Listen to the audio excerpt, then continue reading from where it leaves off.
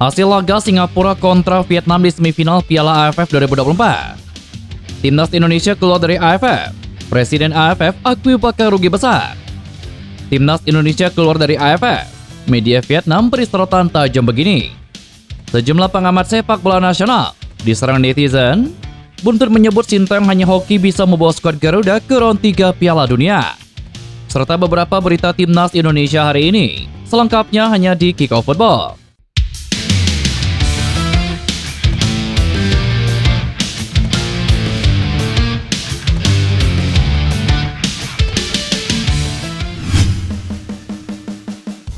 Laga semifinal leg pertama Piala AFF 2024 mempertemukan timnas Singapura kontra timnas Vietnam baru saja usai. Dalam laga yang berjalan di Stadion Jalan Besar Singapura itu, kedua negara tampil all-out demi memperebutkan satu tiket menuju final Piala AFF 2024. Bermain di bawah guyuran dukungan suporternya sendiri, timnas Singapura tampil cukup menjanjikan pada babak pertama laga. Sementara timnas Vietnam yang dijagokan pada laga semifinal leg pertama ini tampil cukup tenang, walau sempat kesulitan pada 10 menit jalannya babak pertama. Ada satu momen saat Nguyen Xuan Son sempat ditarik oleh pemain belakang timnas Singapura di area kotak 12 pada menit ke-6. Nguyen Xuan Son sempat melayangkan protes ke wasit, namun sayang timnas Vietnam tidak mendapatkan penalti. Beberapa kali tim tuan rumah berhasil mendapatkan peluang dari situasi corner kick, namun sayang belum ada ancaman serius ke gawang timnas Vietnam. Sempat terjadi beberapa kali friksi dalam pertandingan tadi. Kedua tim saling memanfaatkan kesempatan untuk memboyarkan konsentrasi tim lawan masing-masing, sehingga wasit beberapa kali harus menghentikan laga pada beberapa momen di babak pertama. Striker naturalisasi asal Brazil yakni Rafaelson sempat mendapatkan satu peluang berbahaya pada menit ke-19 lewat tendangan salto indahnya. Namun sayang posisinya terlebih dahulu dianulir offside oleh hakim garis. Singapura benar-benar mengendalikan permainan pada laga kali ini, namun memang belum ada peluang yang bisa dikonversi menjadi gol oleh Syawal Anwar dan kawan-kawan hingga menit ke-35. Sementara Vietnam hanya mengandalkan Rafaelson untuk membongkar lini pertahanan timnas Singapura yang begitu rapat. Namun hingga babak pertama usai tidak ada gol tercipta dari kedua kubu. Skor 0-0 menutup babak pertama. Hasil pertandingan bisa kalian lihat di thumbnail dan juga di deskripsi dalam video ini.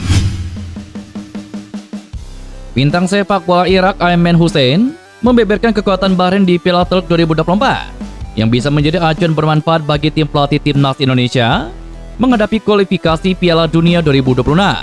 Bahrain mengemas kemenangan dalam 2 laga fase grup Piala Teluk 2024. Setelah menumbangkan Arab Saudi 3-2, skuad berjulukan Diamond Warrior itu menjungkalkan juara bertahan Irak dengan skor akhir 2-0. Hussein mengakui bahwa Bahrain merupakan tim yang unggul dan ulung di atas lapangan, sehingga membuat Irak tidak bisa memberikan perlawanan sepadan.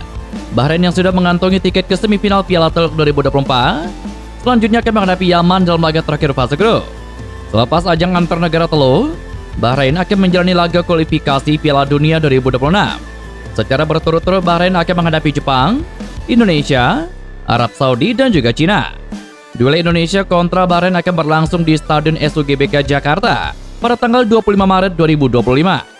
Rentetan hasil positif yang diraih Bahrain jelas menjadi kabar buruk untuk timnas Indonesia. Pada pertemuan pertamanya di kandang Bahrain, skor Garuda tertahan 2-2. Dalam laga tersebut banyak kontroversi terjadi yang melibatkan wasit karena kerap mengambil keputusan yang memberatkan timnas Indonesia. Masalahnya, dengan rentetan hasil baik di Piala Teluk 2024, maka Bahrain bakal memiliki kepercayaan diri tinggi serta motivasi saat bertandang ke markas timnas Indonesia. Saat ini, timnas Indonesia bertengger di posisi ketiga grup C dengan koleksi 6 poin. Jumlah tersebut sama dengan apa yang dimiliki oleh Bahrain. Jadi peluang kedua tim untuk lolos ke Piala Dunia masih besar. Karena itu diprediksi timnas Indonesia dan Bahrain akan bermain sebaik mungkin demi mengamankan 3 poin. 3 bulan lebih sebelum pertandingan berlangsung, informasi-informasi berupa video rekaman pertandingan ataupun testimoni lawan bisa menjadi masukan penting bagi timnas Indonesia yang menargetkan setidaknya finish di peringkat keempat dalam fase ketiga kualifikasi Piala Dunia 2026. Timnas Indonesia gagal lolos ke semifinal Piala AFF 2024 setelah hanya finish di posisi ketiga grup B dengan 4 angka. Timnas Indonesia terdapat 2 angka dari Filipina di posisi kedua grup B, atau batas akhir tim yang lolos ke semifinal Piala AFF. Kegagalan timnas Indonesia lolos ke semifinal Piala AFF praktis membuat kecewa banyak pihak. Yang pertama, cocok logi di Piala AFF. Benar, timnas Indonesia turun dengan skuad U22. namun bukan alasan negara sebesar Indonesia rontok di fase grup Piala AFF. Akun media sosial @tebingtinggivideo mencoba membuat cocok logi. Akun ini menilai AFF tidak rela timnas Indonesia yang turun dengan skuad U22 lolos ke semifinal. Jika timnas Indonesia U22 lolos ke semifinal, sama saja menurunkan level turnamen yang merupakan wadah bagi para pemain senior untuk unjuk gigi. Alhasil, timnas Indonesia diduga mendapatkan perlakuan tidak adil dari sejumlah wasit agar tidak tampil maksimal di Piala AFF. Saat menghadapi Laos, Marcelino Ferdinand terkena kartu merah. Selain itu, gol ketiga Laos terlihat dalam siaran ulang sudah keluar lapangan sebelum masuk ke gawang timnas Indonesia kawalan Dava Fasha. Kemudian saat menghadapi Filipina, wasit memberikan kartu merah kepada kapten timnas Indonesia Muhammad Ferrari yang dianggap menyikut wajah kapten Filipina Amani Aguinaldo. Padahal dalam siaran ulang pergerakan Muhammad Ferrari sangat minim dan juga hanya mengenai dada dan bukan wajah. Satu lagi, wasit asal Jepang yang memimpin pertandingan juga memberikan hadiah penalti kepada Filipina karena Donitri Pamungkas dianggap melakukan handsball di kotak terlarang. Padahal, dalam siaran ulang bola sama sekali tidak mengenai tangan pemain Persija Jakarta tersebut. Akibatnya timnas Indonesia kalah 0-1 dari Filipina karena gol penalti. Jika saja laga berakhir imbang, timnas Indonesia yang akan lolos ke semifinal Piala AFF.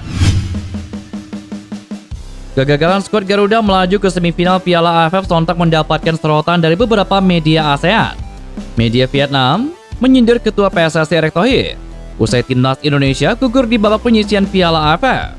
Dalam sebuah berita telah mencantumkan judul yang nyata terbaca, tanda kutip mengusik.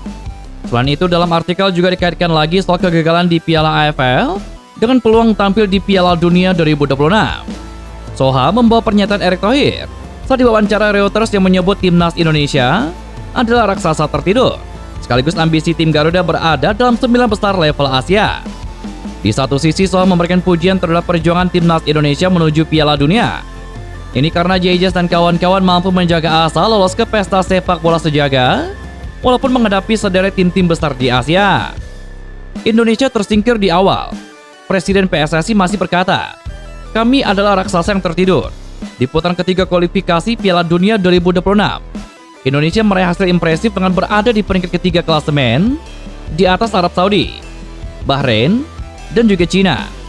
Saat ini tim asuhan Sintayong mengantongi 6 poin dari 6 pertandingan dan sementara memegang tempat yang aman dibandingkan 3 tim yang di bawahnya. Tulis Soha. Seiring dengan tumbang di Piala AFF, tidak ada lagi pertandingan yang akan dijalani timnas Indonesia sebelum bulan Maret 2025.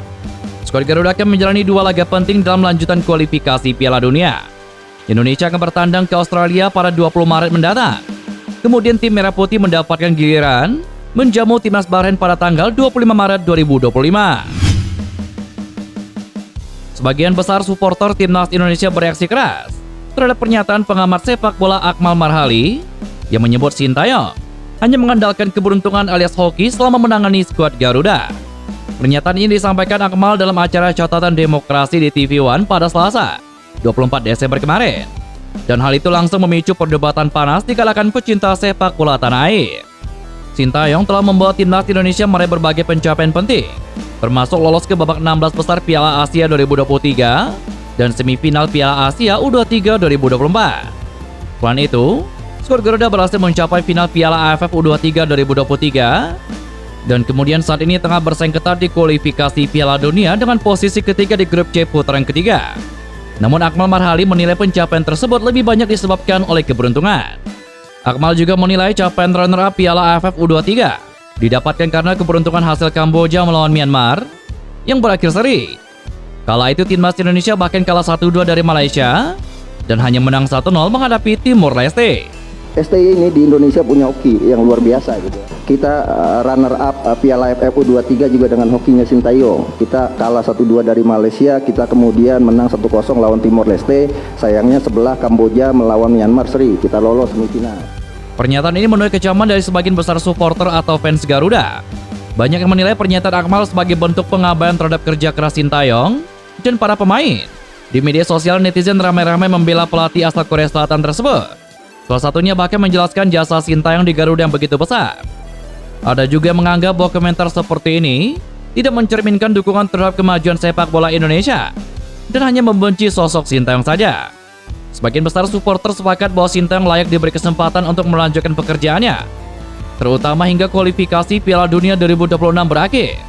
Sebagai sosok yang membawa perubahan signifikan, dukungan untuk Sintayong tetap kuat di kalangan fans Garuda. Semua pihak menantikan bagaimana ia melanjutkan perjuangannya di kualifikasi Piala Dunia. Dan itulah beberapa berita Timnas Indonesia hari ini. Jangan lupa nantikan berita-berita seputar Timnas Indonesia selanjutnya hanya di Kickoff Football.